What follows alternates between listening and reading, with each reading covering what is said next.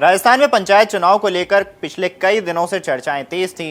इसके बीच पक्ष और विपक्ष के बीच भी इसको लेकर लगातार बहसबाजियां भी देखने को मिली थी। अब एक बार फिर नया बखेड़ा खड़ा हो गया है। दरअसल हुआ यूं है कि टीकाराम जूली ने वित्तीय संकट को लेकर एक नया बखेड़ा खड़ा कर दिया, यानी कि सवाल उठा दिए हैं, जिसके बाद अब पंचायत चुनाव को लेकर एक नया संकट मंडराने लगा है। ऐसे में पूरा मामला क्या है? क्या पंचायत चुनाव रुक जाएगा या पंचायत चुनाव को लेकर कोई और नई जानकारी सामने आएगी? चलिए विस्तार से बताते हैं। नमस्कार, मेरा नाम तन्मय है और आप देख रहे हैं अमर उजाला राजस्थान। बात अगर पंचायत चुनाव की करें तो समझिए कि पूरा मामला क्या है। दरअसल राजस्थान में पंचायत चुनाव फंड और कर्ज को लेकर सियासत तेज हो गई है। बात करें तो टीकाराम जूली ने सरकार पर चुनाव टालने और 1900 करोड़ फंड संकट और बढ़ने कर्ज के आरोप लगाए हैं। वहीं जनता गैस किल्लत और महंगाई से एक तरफ जूझ रही है और दूसरी तरफ इधर ये आरोप लग गए हैं। राजस्थान की सियासत में पंचायत चुनाव फंड और वित्तीय हालत को लेकर एक नया सियासी बखेड़ा जो है वो मंडराने लगा है पंचायत चुनाव पे और शुरू हो चुका है। एक तरफ पंचायत चुनाव में हो रही देरी का मुद्दा है तो दूसरी तरफ इस देरी की वजह से केंद्र से पंचायतों को मिलने वाली 1900 करोड़ रुपए की ग्रांट अटकने का खतरा भी मंडराने लगा है, जिसको लेकर ये पूरा मामला सामने आया है।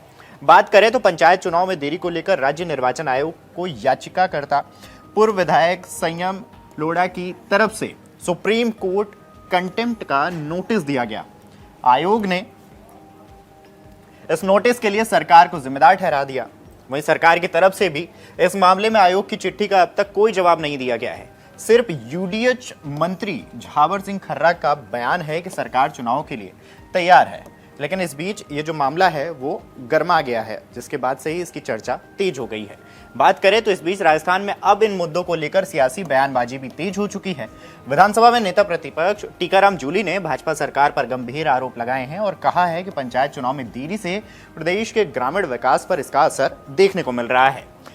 उन्होंने दावा किया है कि सुप्रीम कोर्ट के निर्देश के बावजूद चुनाव की तैयारियां नहीं हो रही हैं, जिससे केंद्र से मिलने वाले करीबन 1900 करोड़ रुपए के फंड जो है उन पे खतरा मंडराने लगा है। उनके मुताबिक इस फंड के अटकने से स्वच्छ भारत मिशन, जल निकासी मिशन और मनरेगा जैसी योजनाएं प्रभावित हो सकती हैं, जिसको लेकर उन्होंने ये मुद्दा उठाया है।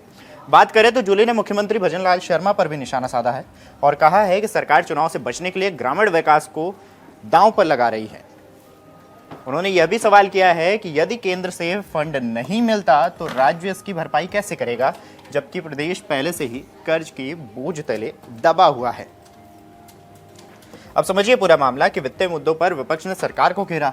जूली के मुताबिक केंद्र से मिलने वाली जो राशि है उसमें से 8000 करोड़ रुपए से अधिक वित्तीय मुद्दों पर विपक्ष ने सरकार को यानी कि सरकार से सवाल किए हैं और इसमें कटौती हुई है। विभिन्न मुद्दों में अपेक्षा से कम फंड मिलने के कारण राज्य की आर्थिक जो स्थिति है वो कमजोर हो रही है, इसका भी उन्होंने आरोप लगाया है।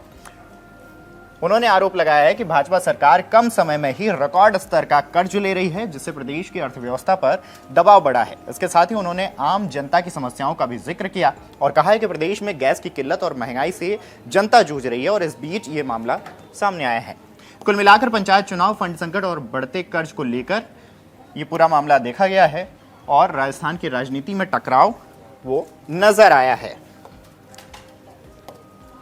जूली ने सरकार के सुशासन के दावों पर भी सवाल उठाए हैं और कहा है कि 2 साल बनाम 5 साल की तुलना करने वाली भाजपा सरकार खुद कर्ज के मामले में रिकॉर्ड तोड़ रही है। उन्होंने कहा है कि जहां पिछली कांग्रेस सरकार ने 5 वर्षों में 2.26 लाख करोड़ रुपए का कर्ज लिया, वही मौजूदा सरकार महज 3 साल में 2.22 लाख करोड़ रुपए तक पहुंचने वाली है। जूली ने तंज कसते हुए पूछा है कि जब 5 साल का कर्ज 3 साल में इतना हो गया है तो सरकार किस आधार पर बेहतर वित्तीय प्रबंधन का दावा कर रही है। उन्होंने यह भी कहा कि राज्य की अर्थव्यवस्था यानी कि जीएसडीपी करीबन 1.13 लाख करोड़ रुपए यानी कि लगभग 6% तक सिकुड़ना गंभीर चिंता का विषय है। ऐसे में अब ये पूरा मामला राजनीतिक मोड़ ले चुका है। इस खबर को लेकर आपकी क्या राय है, हमें कमेंट करके जरूर बताएं। तब तक के लिए देखते रहें अमर उजाला राजस्थान। आपके राज्य की खबरें, आपके शहर की खबरें सबसे पहले जानने के लिए देखते रहें अमर उजाला। चैनल को सब्सक्राइब जरूर कर लें और पाएं हर अपडेट।